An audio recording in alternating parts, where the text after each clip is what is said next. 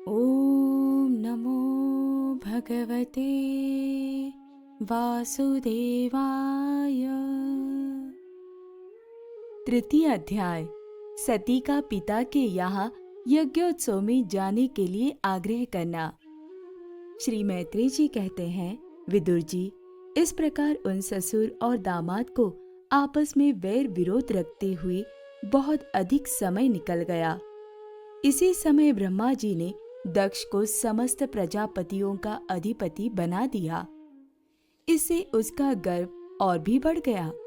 उसने भगवान शंकर आदि ब्रह्मानिष्ठों को यज्ञ भाग न देकर उनका तिरस्कार करते हुए पहले तो वाजपेय यज्ञ किया और फिर बृहस्पति सव नाम का महायज्ञ आरंभ किया। उस यज्ञोत्सव में सभी ब्रह्मर्षि, देवर्षि, पितर, देवता आदि अपनी अपनी पत्नियों के साथ पधारे। उन सब ने मिलकर वह मांगलिक कार्य संपन्न किए और दक्ष के द्वारा उन सब का स्वागत सत्कार किया गया। उस समय आकाश मार्ग से जाते हुए देवता आपस में उस यज्ञ की चर्चा करते जाते थे। उनके मुख से दक्ष कुमारी सती ने अपने पिता के घर होने वाले यज्ञ की बात सुन ली।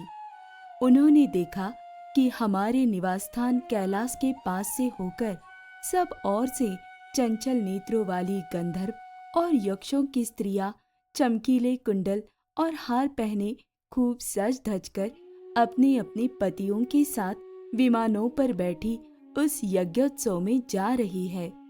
इससे उन्हें भी बड़ी उत्सुकता हुई और उन्होंने अपने पति भगवान भूतनाथ से कहा। सती ने कहा, वामदेव, सुना है इस समय आपके ससुर दक्ष प्रजापति के यहाँ बड़ा भारी यज्ञोत्सव हो रहा है। देखिए, ये सब देवता वही जा रहे हैं। यदि आपकी इच्छा हो तो हम भी चले। इस समय अपने आत्मीयों से मिलने के लिए मेरी बहिनें भी अपने अपने पतियों के सहित वहां अवश्य आएंगी।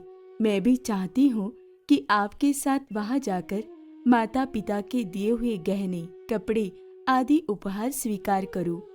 वह अपने पतियों से सम्मानित बहिनों, मौसियों और स्नेहाद्र हृदया जननी को देखने के लिए मेरा मन बहुत दिनों से उत्सुक है। कल्याणमय इसके सिवा वहाँ महर्षियों का रचा हुआ श्रेष्ठ यज्ञ भी देखने को मिलेगा। अजन्मा प्रभु, आप जगत की उत्पत्ति के हेतु हैं। आपकी माया से रचा हुआ ये परम आश्चर्यमय त्रिगुणात्मक जगत आप ही में भास रहा है। किंतु मैं तो स्त्री स्वभाव होने के कारण आपके तत्व से अनभिज्ञ और बहुत दीन हूँ। इसलिए इस समय अपनी जन्मभूमि देखने को बहुत उत्सुक हो रही हूँ। जगत रहित नीलकंठ, देखिए, इनमें कितनी ही स्त्रियां तो ऐसी हैं जिनका दक्ष से कोई संबंध भी नहीं है, फिर भी वे अपने अपने पतियों के सहित खूब सज धज कर झुंड की झुंड वहां जा रही है। वहां जाने वाली इन देवांगनाओं के राजहंस के समान श्वेत विमानों से आकाश मंडल कैसा सुशोभित हो रहा है। सूर्य श्रेष्ठ, ऐसी अवस्था में अपने पिता के यहाँ उत्सव का समाचार पाकर उसकी बेटी का शरीर उसमें सम्मिलित होने के लिए क्यों न छटपटाएगा। पति, गुरु और माता पिता आदि सुहृदों के यहाँ तो बिना बुलाए भी जा सकते हैं। अतः देव, आप मुझ पर प्रसन्न हो। आपको मेरी ये इच्छा अवश्य पूर्ण करनी चाहिए। आप बड़े करुणामय हैं, तभी तो परम ज्ञानी होकर भी आपने मुझे अपने आधे अंग में स्थान दिया है। अब मेरी इस याचना पर ध्यान देकर मुझे अनुग्रहित कीजिए। श्री मैत्रेय जी कहते हैं, प्रिया सती जी के इस प्रकार प्रार्थना करने पर अपने आत्मियों का प्रिय करने वाले भगवान शंकर को दक्ष प्रजापति के उन मर्म भेदी दुर्वचन रूप बाणों का स्मरण हो आया, जो उन्होंने समस्त प्रजापतियों के सामने कहे थे। तब वे हंसकर बोले। भगवान शंकर ने कहा, सुंदरी, तुमने जो कहा कि अपने बंधुजन के यहाँ बिना बुलाए भी जा सकते हैं, सो तो ठीक ही है, किंतु ऐसा तभी करना चाहिए जब उनकी दृष्टि अतिशय प्रबल देहाभिमान से उत्पन्न हुए मद और क्रोध के कारण द्वेष दोष से युक्त न हो गई हो। विद्या, तप, धन, सुदृढ़ शरीर, युवावस्था और उच्च कुल, ये 6 सत्पुरुषों के तो गुण हैं, परंतु नीच पुरुषों में ये ही अवगुण हो जाते हैं, क्योंकि इनसे उनका अभिमान बढ़ जाता है और दृष्टि दोषयुक्त हो जाती है एवं विवेक शक्ति नष्ट हो जाती है। इसी कारण वे महापुरुषों का प्रभाव नहीं देख पाते। इसी से जो अपने यहाँ आए हुए पुरुषों को कुटिल बुद्धि से बहुत चढ़ाकर रोष भरी दृष्टि से देखते हैं, उन अव्यवस्थित चित्त लोगों के यहाँ ये हमारी बांधव है ऐसा समझकर कभी नहीं जाना चाहिए।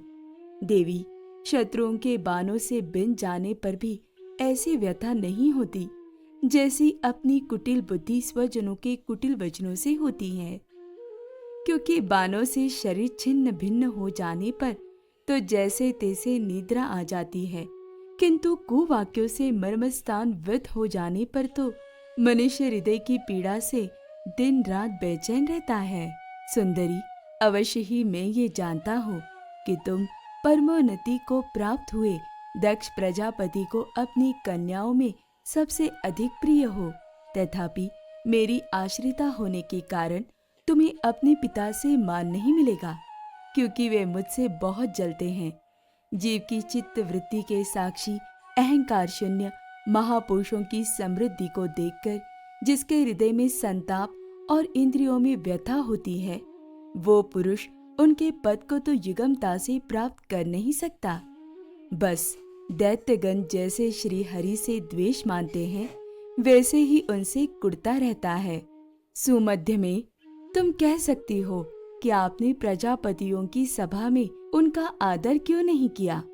सो ये सम्मुख जाना, नम्रता दिखाना, प्रणाम करना आदि क्रियाएं जो लोक व्यवहार में परस्पर की जाती है, तत्वज्ञानियों के द्वारा बहुत अच्छे ढंग से की जाती है। वे अंतर्यामी रूप से सबके अंतःकरणों में स्थित परम पुरुष वासुदेव को ही प्रणामादि करते हैं, देहाभिमानी पुरुष को नहीं करते। विशुद्ध अंतःकरण का नाम ही वसुदेव है, क्योंकि उसी में भगवान वासुदेव का अपरोक्ष अनुभव होता है। उस शुद्ध चित्त में स्थित इंद्रियातीत भगवान वासुदेव को ही मैं नमस्कार किया करता हूँ। इसलिए प्रिय, जिसने प्रजापतियों के यज्ञ में मेरे द्वारा कोई अपराध न होने पर भी मेरा कटु वाक्यों से तिरस्कार किया था, वह दक्ष यद्यपि तुम्हारे शरीर को उत्पन्न करने वाला पिता है, तो भी मेरा शत्रु होने के कारण तुम्हें उसे अथवा उसके अनुयायियों को देखने का विचार भी नहीं करना चाहिए। यदि तुम मेरी बात न मानकर वहां जाओगी तो तुम्हारे लिए अच्छा न होगा, क्योंकि जब किसी प्रतिष्ठित व्यक्ति का अपने आत्मीय जनों के द्वारा अपमान होता है, तब वह तत्काल उनकी मृत्यु का कारण हो जाता है। ओम नमो भगवते वासुदेवाय।